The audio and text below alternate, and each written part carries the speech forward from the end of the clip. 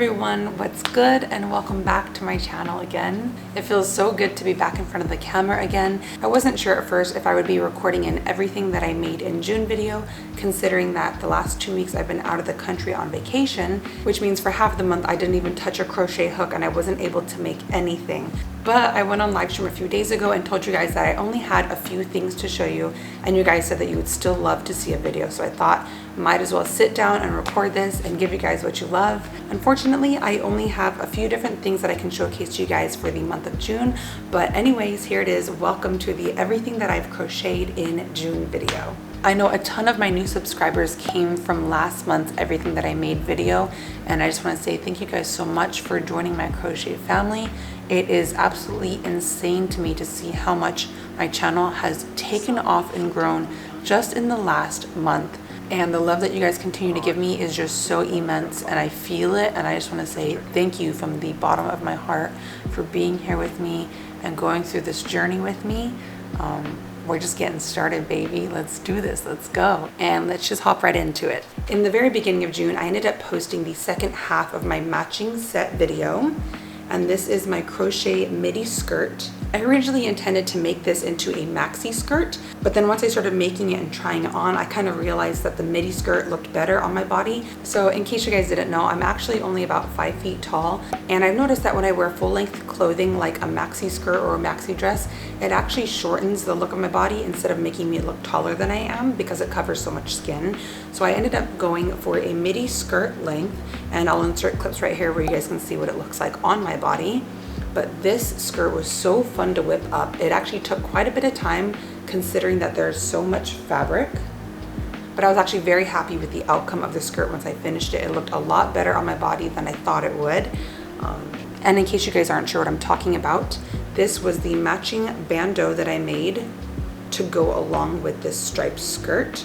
And of course, for this matching set, I used the same exact yarn, which is the Lion brand Skein Tones. But I feel like the most brilliant thing about making a matching set is that you can wear each of these pieces separately. Of course, you can either pair the bandeau with the skirt together, but on the other hand, if you don't feel like being all matchy-matchy, you can just choose to wear the bandeau with like a high-waisted jeans or high-waisted shorts. And because this bandeau already has a design, I would probably pair this with a solid color skirt, like an all black satin skirt or even a cream satin skirt. It would look really cute with this. On the other hand, if you still want to be bold and wear your striped skirt, you could of course pair this matching skirt with just about any type of top that you have in your closet. Honestly, I would even think that in the wintertime, this skirt would be super cute with a turtleneck, or you could even go as simple as pairing this with a plain strappy crop top. And because I absolutely hate stretching out my crochet projects, the way that I constructed the back of the skirt has a little bit of an opening or a slit here at the back. That way you can loosen up the laces of the back of your skirt, slip the skirt over your hips, and then you can pull on your strings and tighten them up, tie a cute little knot in the back. And by having a little lace up back, you decrease the risk of stretching out your crochet projects.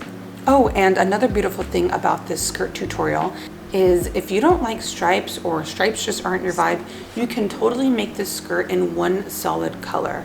I kind of just chose to go with the brown stripe pattern because I really like that 70s vibe or that vintage look. But following my tutorial, excluding changing out your different colors of yarn, you can totally make this in all one color. So if you want to make a maxi skirt in all black or all hot pink or even all lime, all you have to do is follow the same exact steps that I use and just disregard where I change out my yarn. But yeah, this skirt is pretty hefty, it's pretty thick. And thankfully, when I've worn this out, it is not see-through at all. I like to crochet projects that don't require you to wear extra undergarments. So a lot of the times when I'm making my clothing, like my tops and my skirts, I like to make my stitches tight enough that you cannot see any holes or gaps in the clothing. And usually, in order to achieve that, I will size down my crochet hook by a step or two. So if you're using a yarn and the recommended hook size says 5.5 millimeter, I will typically go down to a 5 or even a 4.5 mil hook to make my top. Alrighty, now let's move on. But the other thing that you guys have seen me make this last month was adding on new colorways to my backless crop top. As I'm sure that you guys know by now, I have my own online store where I sell a handful of the things that I make here on my channel, and everything is customizable.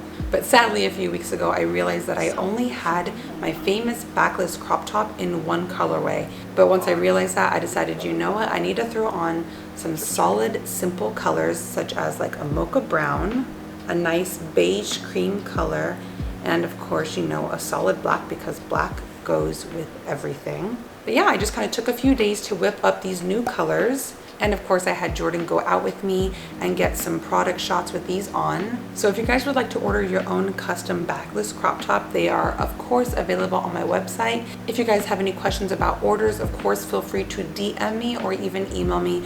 All my info is in the description down below. And of course, months ago when I had first come out with this backless crop top video, silly old me forgot to include how I lace up my backs. And I'm sure a handful of you guys have started to catch on and notice that how I lace up my backless crop top is how I lace up almost anything, including how I lace up the back of my skirts as well. And for like the past 7 months, I had to watch comment after comment saying, Erin, why didn't you include a clip of you lacing up the back? I don't know how you lace up your back. Can you please show us? I wish you'd show us. Well, I got you guys. I got your guys' back. I dedicated an entire section at the very end of my video showing you guys step by step how I lace up and string up the back of my crop tops. So if you guys want to learn my little tips and tricks, go ahead to that video right now. I'll probably link it right here, and learn how to tie up your tops like I do. All right, and here we are already coming to the end of my pile, but this was the very last thing that I made right before I headed out on vacation. Please tell me that you guys recognize this pattern. I told you guys that I was obsessed with this vintage 70s brown stripe look. I can't get enough of it. So for those of you who are returners here to my channel, you know that I struggle with having like a yarn addiction. I can't stop buying yarn. I always buy new yarn. And even though I have an entire pile of scrap yarn that I need to use up, of course I go out and buy new yarn. And this was one of those exceptions. I took a look at my pile and I was like, you know what? I still have a ton of yarn left over from my matching set tutorial. So I decided I might as well use it up and make another top out of it. So here we have it. I made an off-shoulder crop top using that leftover yarn, and I decided that because I wanted to stick with this stripe pattern, I wanted to make a very simple and basic top. I really didn't want the top to be too busy, considering there was going to be a little bit of color in it.